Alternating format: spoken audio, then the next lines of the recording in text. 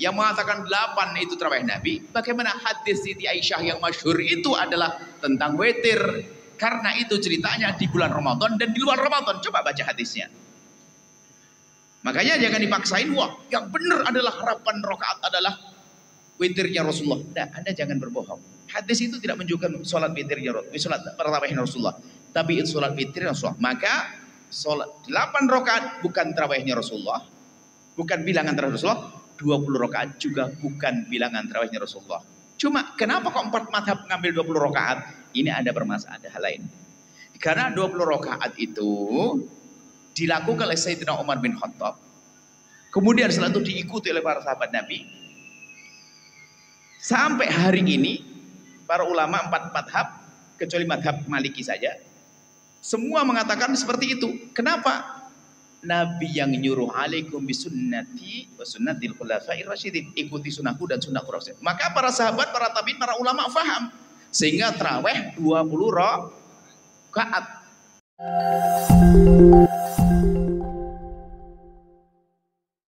Ada yang ditanyakan? Ada ya. Bismillahirrahmanirrahim. Ada pertanyaan yang masuk, Buya. Buya yang saya hormati, panitia zakat di kampung saya dapat jatah. Katanya masuk asnaf yang menerima zakat. Apakah benar panitia termasuk asnaf? Terima kasih. Panitia tidak ada asnaf tamaniyah namanya panitia.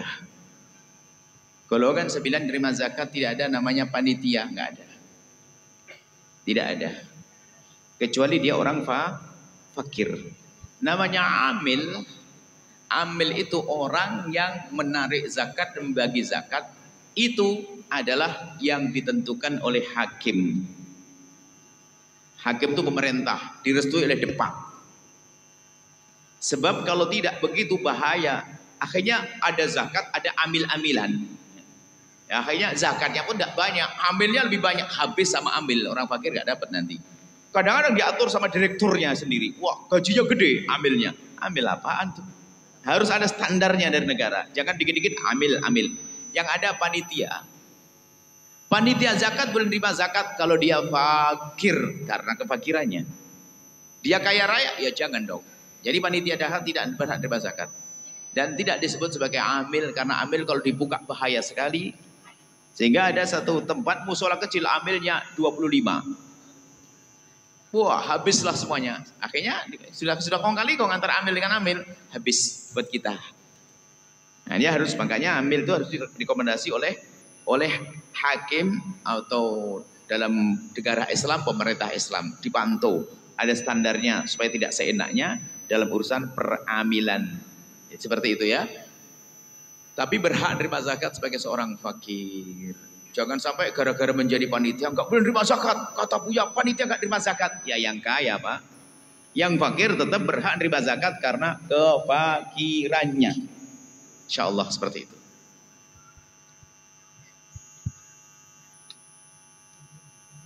Ada lagi? Buya, apakah salat tarawih 8 rakaat itu tidak sah gitu? Kita punya fikih tarawih praktis juga. Serentet cerita tarawih, cerita Qiyamul Lail. Kita bahas tentang sholat witirnya Nabi dulu. Karena sholat witir itu ada di bulan Ramadan, di luar Ramadan. Nah, ternyata ada hadis Siti Aisyah tentang tarawih Nabi. Hadis Siti Aisyah, Nabi itu tidak pernah melakukan sholat lebih dari 11 rakaat di dalam Ramadan dan di luar Ramadan. Itu adalah sholat witir yang sebagian orang dijadikan dalil itu sholat tarawih. Bukan, itu sholat witir karena di luar Ramadan dan di dalam Ramadan. Jadi sholat witir Nabi itu kebanyakan 11 rakaat.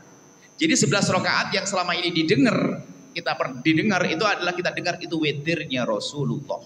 Rasulullah pernah witir sekali, 1 rakaat pernah, 3 juga pernah, 7 juga pernah, 11 kebanyakan. Witirnya Nabi adalah 11 rakaat selesai. Itu witir Nabi. Lalu tarawih Nabi berapa? Tarawih Nabi tidak ada bilangannya. Yang mengatakan tarawih Nabi 20 rakaat bohong. Yang mengatakan tarawih Nabi 10 rakaat, 8 rakaat juga bohong. Karena bilangan tarawih Nabi tidak ada. Karena ceritanya Nabi sholat di malam Ramadan sendirian diikuti oleh sahabat Nabi. Di hari ketiga diikuti, hari ketiga 4 diikuti semakin ramai. Nabi nggak datang lagi. Itu kisah Qiyamul Lail di bulan Ramadan. Terawih. Jadi terawih Nabi tidak ada bilangannya. Yang mengatakan 8 itu terawih Nabi. Bagaimana hadis Siti Aisyah yang masyhur itu adalah tentang witir. Karena itu ceritanya di bulan Ramadan dan di luar Ramadan. Coba baca hadisnya. Makanya jangan dipaksain, wah yang benar adalah 8 rakaat adalah witirnya Rasulullah. Nah, Anda jangan berbohong. Hadis itu tidak menunjukkan sholat witirnya Rasulullah. Tapi itu sholat witirnya Rasulullah. Maka sholat 8 rakaat bukan tarawihnya Rasulullah, bukan bilangan tarawih Rasulullah. 20 rakaat juga bukan bilangan tarawihnya Rasulullah. Cuma kenapa kok 4 mazhab mengambil 20 rakaat? Ini ada permasalahan, ada hal lain. Karena 20 rakaat itu dilakukan oleh Sayyidina Umar bin Khattab. Kemudian setelah itu diikuti oleh para sahabat Nabi. Sampai hari ini para ulama 4 mazhab kecuali mazhab Maliki saja, semua mengatakan seperti itu. Kenapa? Nabi yang nyuruh alaikum bisunnati wa sunnatil khulafair rasyidin. Ikuti sunnahku dan sunnah Rasul. Maka para sahabat, para tabi'in, para ulama faham. Sehingga tarawih 20 rakaat. Tidak ada khilaf dalam hal ini. Ada khilaf madhab Malik. Bolehlah di sini ikut madhab Malik nanti sesaat-sesaat. Madhab Malik adalah 20 rakaat. Madhab yang kedua adalah 36 rakaat. Mau? 36 rakaat. Kenapa? Karena ahli Madinah itu merasa di Mekah itu setiap 2 rakaat tawaf. Terawih 2 rakaat tawaf. 2 rakaat tawaf. Kita di Madinah nggak ada Ka'bah, nggak ada tawaf. Ditambahi dengan rakaat sehingga menjadi jumlahnya 36. Jadi dalam pembahasan fikih, sholat tarawih yang ada menurut a'immah adalah 20 rakaat dan 36 rakaat. Silahkan. Ya, ini. Terus setelah itu apa? Bagaimana yang 8 rakaat? Apakah sah? Begitu ya? Dia sah sebagai qiyamul lail. Mau disebut tarawih, yang penting daripada tidak sama sekali. Jangan dimarahi juga, jangan dicaci. Cuman ulama fikih mazhab Syafi'i mengatakan tidak sah sebagai tarawih. Itu adalah pendapat mazhab Imam Syafi'i. Cuman ya kalau kita memberi motivasi orang ya jangan sampai tidak sah dong ya, paling dapat pahala qiyamul lail. Gitulah. Jangan direndahkan juga. Jangan rendahkan yang 8 rakaat alhamdulillah daripada yang digardu nggak sholat. Cuman yang repot kadang membid'ahkan yang 20 rakaat kan kacau. 8 rakaat bukan bid'ah. Kita dimatakan bid'ah. Kemudian yang mengatakan Nabi itu bayangkan secara akal. Di bulan Ramadan Nabi menganjurkan agar kita banyak beribadah. Betul ya? Kan gitu ya? Coba, tiba-tiba di bulan Ramadan Nabi sholat tarawihnya 8, witirnya 3. Padahal di luar Ramadan witirnya saja 11. Turun dong, masa Nabi hanya ngomong saja. Itu saya bahas agak detail dalam kitab tarawih kami. Pertama kita bahas tentang witir, Nabi saya datang riwayat tentang witir saya kumpulin di situ. Setelah itu riwayat tentang tarawih ternyata gak ada bilangannya. Yang terakhir adalah bilangan tarawihnya Rasulullah, dalam tarawihnya sahabat Nabi. Kemudian pendapat a'immah madzhabul arba'ah. Ada buku fikih. Cuman maksud kami di sini, Anda jangan caci maki. Kalau Anda lihat tetangga Anda tarawihnya 8 rakaat, Anda kasih motivasi, yuk ditambah sedikit. Kemudian setelah itu kami sampaikan, Anda pengurus masjid, Anda punya tugas mengajak orang untuk berbuat baik sebanyak-banyak, sedekah yang banyak, ya kan? Berzikir yang banyak, termasuk tolong jadikan masjid Anda, musola Anda, tarawihnya juga yang paling banyak dong, 20 rakaat. Kalau ada yang malas, terserah dia mau mutus-mutus sendiri. Tapi jangan dijadikan 8, yang mau 20 jadi malas nanti. Coba kalau sudah masjid kasih 8. Yang lain ya malas ya sudah selesai bubar alhamdulillah, minum kolak. Makan kolak nanti enggak dilanjutkan. Tapi kalau di masjid sudah 20 sama 3 23, apalagi witir 11, yang tidak kuat ya namanya sunnah silahkan.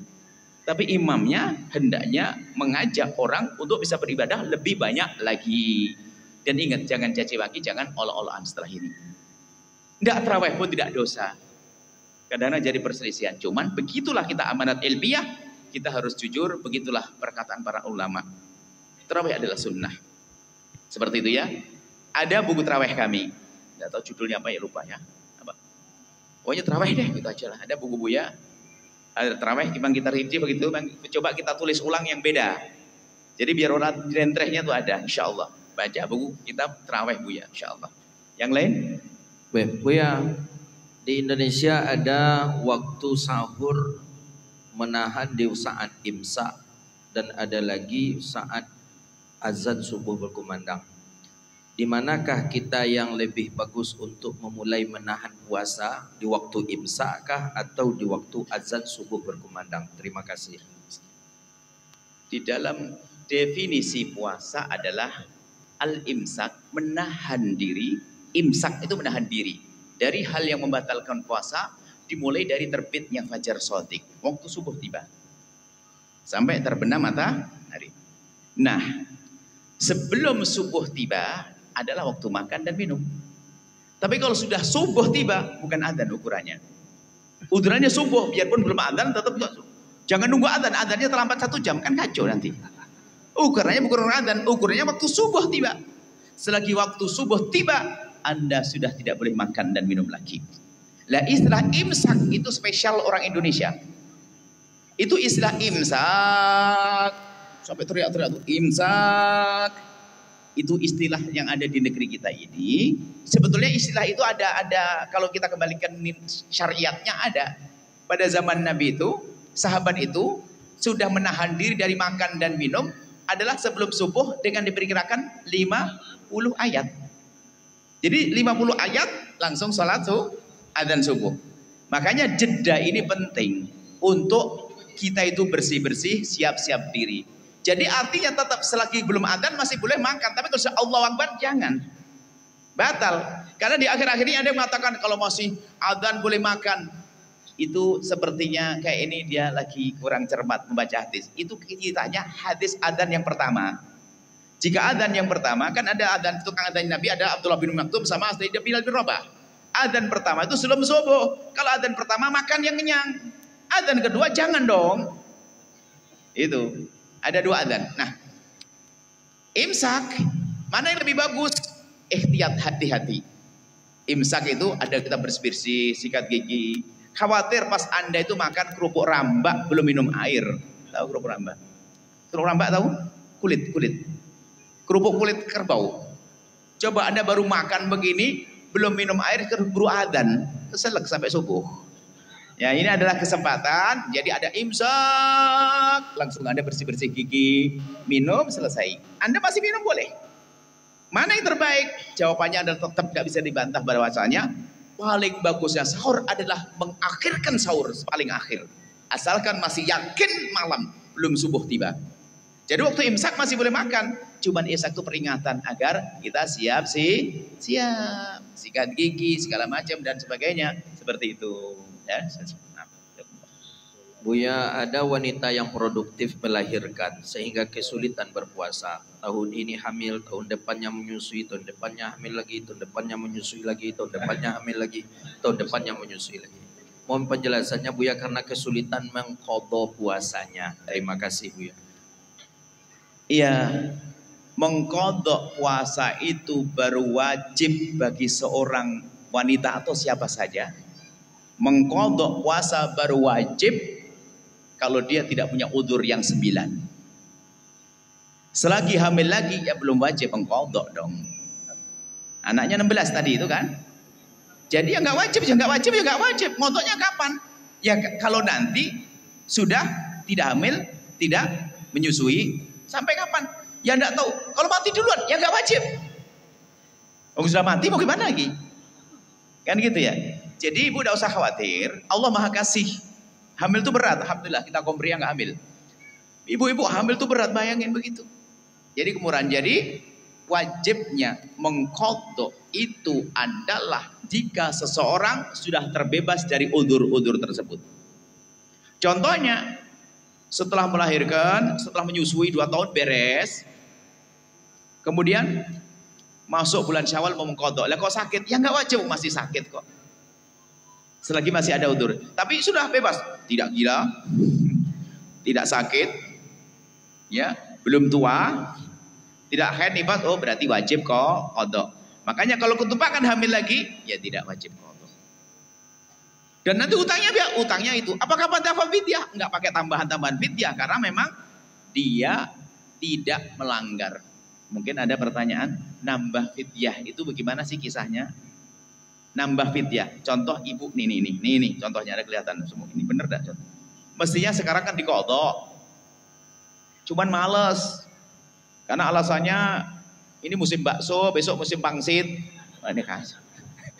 Akhirnya nggak sempat puasa. Padahal dia nggak ada hamil, nggak ada nyusui. Berarti dia sudah wajib mengqadha. Mundur sampai masuk Ramadan lagi. Berarti dia harus utang puasanya tetap satu. Cuman dia kena hukuman harus membayar 1 mud fidyah. Karena mundur teledor. Itu pembahasannya. Ayo. Kalau sudah waktunya ditutup. Sudah kemalaman belum? Ada lagi ya. Buya, di antara 2 rakaat tarawih, mana yang lebih elok, mengopi, minum kopi atau solawatan? Iya, jauh dong minum kopi sama solawatan. Ya bukan solawatan lah. Cuman ada ngopi lebih bagus daripada solawatan. Di saat mungkin dia terasa terlalu ngantuk banget daripada nyungsep lagi. Ngopi dulu. Tapi tetap bisa ngopi sama solawatan. Jadi tetap ibadah solawatan tetap lebih bagus daripada ngopi. Cuman nanti ngantuk. Ini sampai jatuh. Minum kopi dulu. Ya. Setelah melek baru sholat. Dan memang begitu. Nabi mengajarkan. Kalau ngantuk jangan sholat. Kalau ngantuk sholat kan kacau. Bisa nyungsep nanti. Bisa mesti doa kebaikan malah mengutuk dirinya sendiri. Seperti itu. Ada yang lain? Izin Buya. Ayo.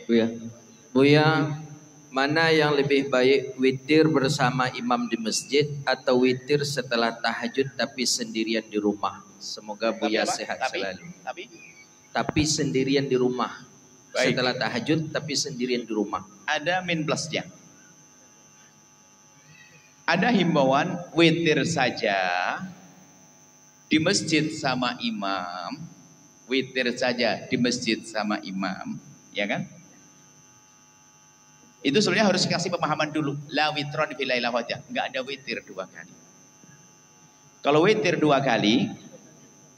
witir 2 kali, maka menjadi tidak witir. 3 dengan 3 maka jadi 6. Nabi Allah turun. Maka kalau sudah witir di awal waktu nggak usah ada witir lagi. Cuman ada, kalau sudah witir 3, saya ingin nambah. Ada takmilah menyempurnakan witir, jadi ada banyak pilihan. Boleh nanti sempurnakan. Jadi ganjilnya didulukan. Kemudian digenapi di belakang, itu namanya takmilah.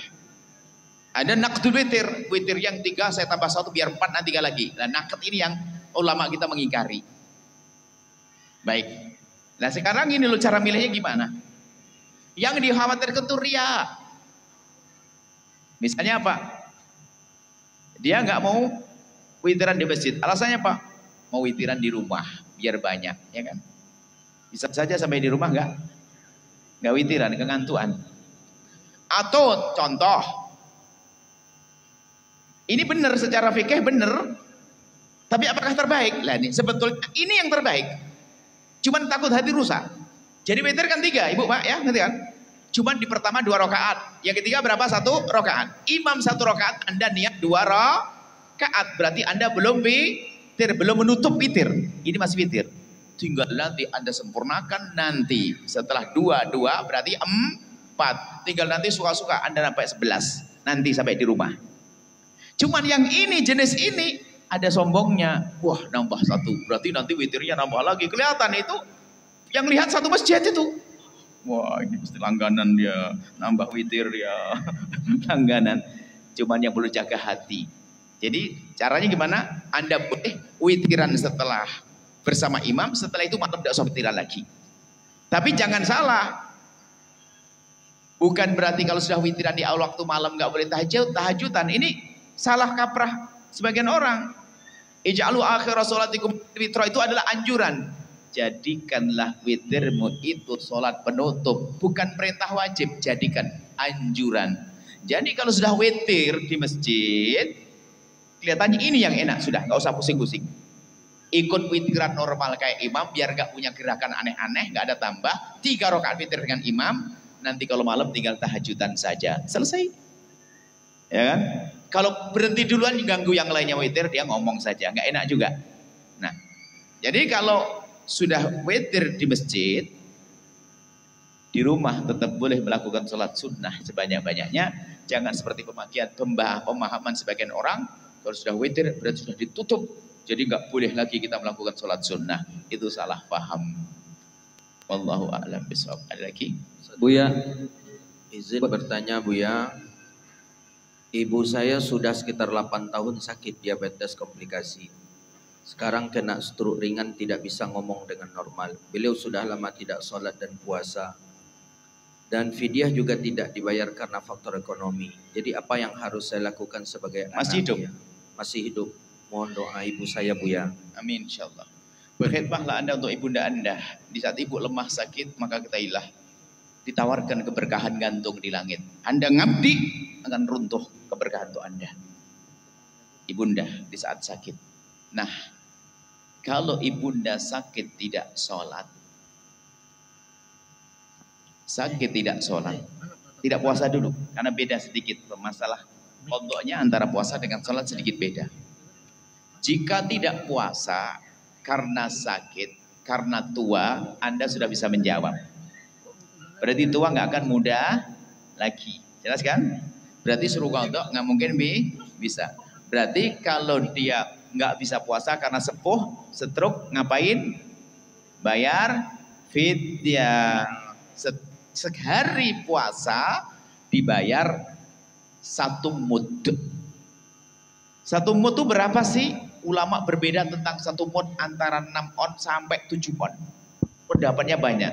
Makanya dalam fikih Buya tak langsung gabungin biar gampang ngapalnya. 6,7 on. Di samping tengah-tengah juga ingat angka 6 dan angka 7. Jadi terserah 1 mud Anda anggap 6 on juga sah menurut sebagian, atau 6,5 atau 7 on, maka 6,7 on. Jadi sehari puasa dibayarkan kepada fakir miskin 6,7 on. Itu masalah puasa. Adapun sakit, sholat, tidak ada orang yang boleh meninggalkan sholat selagi akal masih ada. Nggak ada fidyah untuk sholat sementara orangnya masih hidup. Nggak ada fidyah sholat sementara orangnya masih hidup. Difidyahin nggak ada. Jelas? Ya sudah diupayakan, nanti kalau sehat dikodok. Ternyata meninggal dunia belum dikodok. Baru pertanyaannya di sini. Kalau masih hidup nggak ada pembahasan fidyah bagi orang sholat. Nanti yang kaya sudah siapin fidyahnya nanti. Baru setelah meninggal dunia, pembahasannya haruskah dibayar fidyah atau diqodoi? Karena ibu saya terlanjur punya utang. Maka jawabannya adalah ada 3 pendapat. Pendapat yang pertama adalah mazhab Syafi'i yang dikukuhkan, enggak diqodoi, enggak dibayarkan fidyah. Lalu diapain? Istighfarlah untuknya yang banyak, didoain banyak. Makanya enggak usah diapa-apain. Pendapat yang pertama. Pendapat yang kedua, disamakan dengan puasa, yaitu dibayarkan fidyah. 1 kali sholat yang ditinggal dibayar, diambilkan dari mana? Harta waris sebelum dibagi. 1 kali sholat dibayarkan 6,7 on. Jelas? Pendapat yang ketiga adalah ini yang dilakukan oleh Imam Subuki, diqodoi. Ada 3 pendapat. Maksudnya jadilah orang yang bijak. Kalau orang yang fulus punya duit, ya fidyah dong. Fakir, daripada anaknya sedih, ente kodokin saja. Ya, kalau ternyata di satu kampung nggak dikodokin, nggak difidyahi, bukan akidah yang sesat. Karena apa? Itu pendapat yang dikukuhkan dalam mazhab kita Imam Syafi'i. Seperti itu. Jadi ini kisahnya begitu. Kalau setelah meninggal dunia baru ada pembahasan tentang fidyah seperti itu. Cukup insya Allah. Baik. Doa Bu ya. Ini yang dari masyarakat dari luar barangkali. Yang mau langsung. Oke, Bu ya, bagaimana jika kita Tolong mana itu? Sudah selanjutnya bicara biarin satu aja. Biar barokah. Tolong mana? Tolong tunjukkan tangannya di mana mic-nya itu. Tidak, sekali ya. Mohon maaf yang lain. Bu ya. Mohon maaf Bu ya, izin bertanya, bagaimana jika kita sudah meminta maaf kepada saudara kita Bu ya, tetapi belum dimaafkan Bu ya, sedangkan kita sudah meminta maaf. Syukran Bu ya. Baik, tugasmu meminta maaf. Kemudian setelah itu minta maaf yang serius. Minta maaf yang serius itu gambarnya begini loh ya. Anggap saja sang raja memenggal leher kita gara-gara sebuah kesalahan. Kita akan minta maaf bermacam-macam cara, datang dimaafkan, enggak dimaafkan, kok enggak dimaafkan. Melalui orang banyak. Kalau Anda serius, Allah Maha tahu. Minta maaf ke dia, enggak diterima. Minta tolong pada saudaranya untuk nyampaikan. Pokoknya terus. Sampai doain, ya Allah lapangkan hatinya biar maafin saya. Terus sampai kita nyesel betul. Kalau kita minta maafnya serius, maka Allah Maha tahu. Kecuali minta maafnya nggak serius, ya sudah nggak maafin ya terserah deh. Mending aku udah minta maaf. Wah ini kurang ajar namanya. Minta maaf serius. Kalau minta serius ada satu riwayat. Kalau minta maafnya serius, lihat di akhirat nanti ada orang bertanya, ya Allah itu apa itu? Itu istana. Untuk siapa? Disiapkan untukmu kalau kau memaafkan dia. Akan beres nanti. Jadi maksudnya gambarnya begitu. Jadi orang yang tidak memaafkan kepadamu itu nanti Allah pamerin karena Allah sayang kepada kamu. Kamu punya istana enggak? Pengen? Oh sudah. Tapi syaratnya kamu maafin dia. Allah yang atur nanti, jangan khawatir. Yang penting kita minta maaf yang serius. Dan yang kedua, jangan sekali-kali menjadi orang seperti itu. Tidak pernah memaafkan kepada manusia. Na'udzubillah. Hati busuk, dia pendendam. Ada orang hatinya busuk, dendam, Ramadan sengsara dia. Oh, ada orang kalau marah begini, demi Allah, aku tidak rela, aku tuntut nanti di akhirat. Waduh, serem banget. Awas, kalau ada orang begitu, batal jadi menantu dia. Batal jadi besan. Batal jadi istri. Batal jadi suami. Orang serem begitu mau dinikahi. Hah? Demi Allah, ditulis di buku hariannya. Pendendam. Ramadan akan berlalu begitu saja, tidak ada artinya bagi dia. Masya Allah, sudah tak ada karena kemalaman. Sebetulnya kalau bicara tentang rindu sampai pagi kita siap.